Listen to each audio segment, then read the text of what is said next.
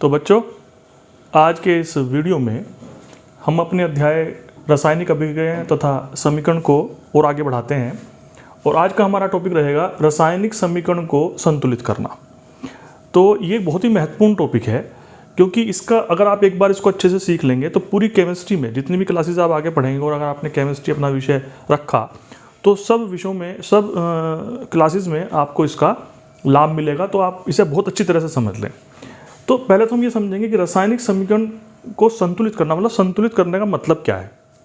देखो, संतुलित का मतलब है कि दोनों ओर प्रत्येक तत्व के परमाणुओं की संख्या समान होनी चाहिए। जब एक रासायनिक अभिक्रिया होती है या एक रासायनिक समीकरण में जो लेफ्ट हैंड साइड है, बाईं ओर है जिधर अभिकारक हम लिखते हैं, और दाईं साइड है जहां उत्पाद बनते हैं, तो दोनों ओर परमाणुओं की संख्या समान होनी चाहिए। अगर ऐसा नहीं है तो हम उसे संतुलित समीकरण नहीं कह सकते।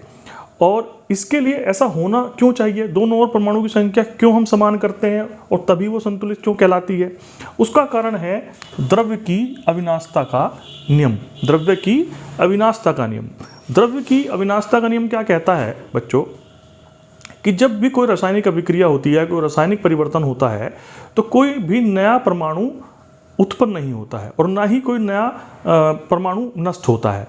तो जब कोई नया परमाणु बनता ही नहीं और कोई नष्ट नहीं होता, तो इसलिए जो प्रत्येक तत्व के परमाणु की संख्या दोनों ओर क्या रहनी चाहिए, समान रहनी चाहिए। तो इसलिए आवश्यकता पड़ी किसी भी समीकरण को संतुलित करने की। तो आइए समझते हैं कि हम इसको संतुलित कैसे कर सकते हैं। एक तरीका तो है, हम तर्क के आधार पर इसको अगर समझें तब भी हम इसको समझ सकते हैं कि संतुलित करना आवश्यक है। चलिए एक एग्जाम्पल लेके इसको समझते हैं। एक एग्जाम्पल लेते हैं, मैग्नीशियम ऑक्सीजन से क्रिया करती है और मैग्नीशियम ऑक्साइड बनाती है।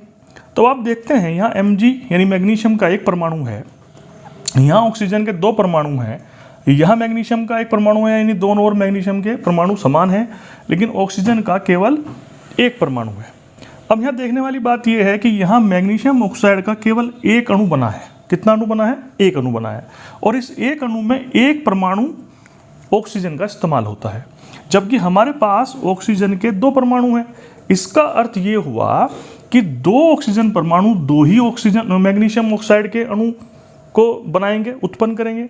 तो इसका अर्थ ये हुआ कि हमारे जो मैग्नीशियम ऑक्साइड के दो अणु बनने जा रहे हैं। ठीक, अब दो अणु बनाने के लिए मैग्नीशियम के दो परमाणु चाहिए, क्योंकि Mg से पहले दो लिखा गया है। दो परमाणु हमें किसके चाहिए? मैग्नीशियम के, जबकि हमारे पास मैग्नीशियम का यहाँ कितना है? एक परमाणु है। तो इसको करने के लिए हमें क्या करना पड़ेगा?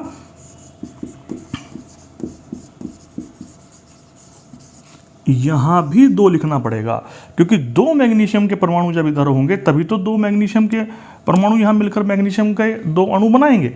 तो इस तरह से अब आप देखेंगे, यहाँ मैग्नीशियम के दो परमाणु, यहाँ मैग्नीशियम के दो परमाणु, यहाँ ऑक्सीजन के दो परमाणु, यहाँ ऑक्सीजन के दो परमाणु। अब ये समीकरण हमारी क्या हो गई है? संतुलित हो गई है। दोनों ओर परमाणुओं की संख्या समान हो गई है। अब बात करते हैं कि हम रासायनिक समीकरण को, तो एक तरीका ये हुआ कि तर्क विधि से आप संतुलित कर सकते हैं, लेकिन हर बार ये इतना आसान नहीं होता, क्योंकि अगर हमारी समीकरण थोड़ी सी कॉम्प्लिकेटेड है, नहीं यानी कि जटिल है, तो इस तरह से तर्क से हम तत्वों के परमाणुओं की संख्या दोनों ओर निकालने में हम थोड़ी सी दिक्कत महसूस करते हैं। तो उसके लिए रासायनिक समीकरणों को संतुलित करने की कुछ विधियां बनाई गई हैं, जो मुख्यतः चार विधि हैं: अनुमान विधि, आंशिक समीकरण विधि, ठीक है, संयोजकता विधि और आयनिक समीकरण विधि।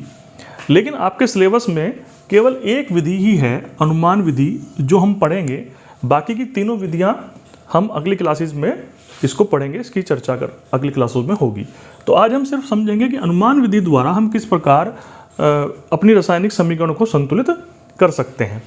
तो अनुमान विधि क्या होती है? अनुमान विधि बहुत ध्यान से समझेंगे बच्चे। अनुमान विधि, अनुमान विधि में क्या करते हैं, करना वही है कि दोनों ओर किसी भी तरह से परमाणुओं की संख्या को समान करना है। तो इसमें हम जो परमाणुओं की संख्या को समान करना शुरू करेंगे, तो इसमें सबसे पहले हम उन परमाणुओं को देखेंगे जिनकी संख्या सबसे कम है। वहाँ से शुरुआत करेंगे, पहले उन परमाणुओं को संतुलित करेंगे, उसके बाद उससे ज़्यादा संख्या में आने वाले परमाणुओं को संतुलित करेंगे, और सबसे आखिर में जो सबसे ज़्यादा संख्या में आए हुए हैं उन परमाणुओं को हम संतुलित करेंगे। तो बहुत आसान सी एक तरकीब है, बहुत आसान सी विधि है। पहले सबसे कम संख्या वाले परमाणु, फिर उससे अधिक और फिर उससे अधिक, इस तरह से हम चरणबद्ध तरीके से इसको सरल करेंगे। चलो जल्दी से अब एक एग्जाम्पल लेकर इस अनुमान विधि को समझते हैं। तो इसमें हम एक एग्जाम्पल लेते हैं। एग्जाम्पल है कि कॉपर जो है वो सल्फ्यूरिक अम्ल से क्रिया करता है। सल्फ्यूरिक अम्ल का सूत्र है H2SO4, और जब ये क्रिया करता है तो बनता है copper sulphate plus sulphur dioxide gas और H2O यानी कि जल। अब आप इस समीकरण को देखेंगे कि दोनों ओर प्रत्येक तत्व के परमाणुओं की संख्या समान नहीं है। तो इस विधि को हम अनुमान विधि से, इस समीकरण को हम अनुमान विधि से कैसे संतुलित करते हैं। तो मैंने क्या नियम बताया था, जो सबसे कम परमाणु, जो परमाणु सबसे कम संख्या में आया हुआ है उसको हम पहले संतुलित करेंगे। तो हम देखते हैं यहाँ कॉपर जो है उसकी परमाणु की संख्या सिर्फ 1 है, और आप दाईं साइड जाएंगे तो यहाँ कॉपर की संख्या, कॉपर परमाणु की संख्या यहाँ पर भी 1 है। तो आप देखेंगे तो दोनों ओर समान है, तो इसका मतलब ये तो पहले से ही संतुलित है। अब आगे आप देखिए, यहाँ पर सल्फर जो तत्व है इसका परमाणु 1 है, और यहाँ पर जो सल्फर है यहाँ इसके परमाणु 2 हैं, यानी कि दोनों ओर परमाणु की संख्या समान नहीं है। तो इसको 2 बनाने के लिए, ये तो 2 हैं ही, इसको 2 बनाने के लिए हमें क्या करना होगा, इस सल्फ्यूरिक अम्ल के हमें 2 अणु लेने होंगे। अगर आप यहाँ 2 लिख दें तो सल्फर के कितने परमाणु हो जाएंगे, 2 हो जाएंगे। तो हम क्या करेंगे, copper plus 2H2SO4 CuSO4 plus SO2 plus H2O। तो यहाँ पर हमारे 2S लिखने से क्या हुआ, 2 परमाणु यहाँ हो गए और 2 परमाणु यहाँ हो गए, यानी कि सल्फर के परमाणुओं की संख्या भी समान हो गई। अब आगे देखते हैं। अब हम देखते हैं हाइड्रोजन परमाणुओं को। हाइड्रोजन के जो परमाणु हैं 2 दूनी 4, इधर 4 परमाणु हैं हाइड्रोजन के, और इधर हम देखते हैं यहाँ केवल 2 हाइड्रोजन के परमाणु हैं। तो अगर हमें इसे 4 बनाना है तो हमें जल के 2 अणु लेने होंगे, नहीं यहाँ 2 लिखना होगा, 2 दूनी 4 हो जाएंगे। तो इसको संतुलित करते हैं, copper plus 2H2SO4 CuSO4 plus SO2 plus 2H2O, यानी हमने जल के 2 अणु ले लिए, 2 दूनी 4, और हाइड्रोजन के 4 परमाणु हो गए। तो हाइड्रोजन के परमाणु भी दोनों ओर संतुलित हो गए। अब आगे देखते हैं। अब हमारे पास एक तत्व बचा है ऑक्सीजन। ऑक्सीजन के कितने परमाणु हैं, यहाँ पे 4, और ये 2 अणु हैं, 4 दूनी 8, यानी कि लेफ्ट हैंड साइड में ऑक्सीजन के 8 परमाणु हैं।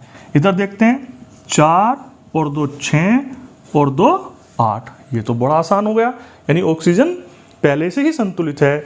तो इस समीकरण में अगर आप पूरे हर एक प्रत्येक तत्व के हम परमाणु देखें तो कॉपर का 1, हाइड्रोजन के 4, सल्फर के 2, ऑक्सीजन के 8, 4 और 2 6 और 2 8। अब आप देखेंगे कि समीकरण के बाईं और दाईं दोनों ओर प्रत्येक तत्व के परमाणु की संख्या समान हो गई है, इसलिए अब ये एक संतुलित समीकरण या बैलेंस्ड इक्वेशन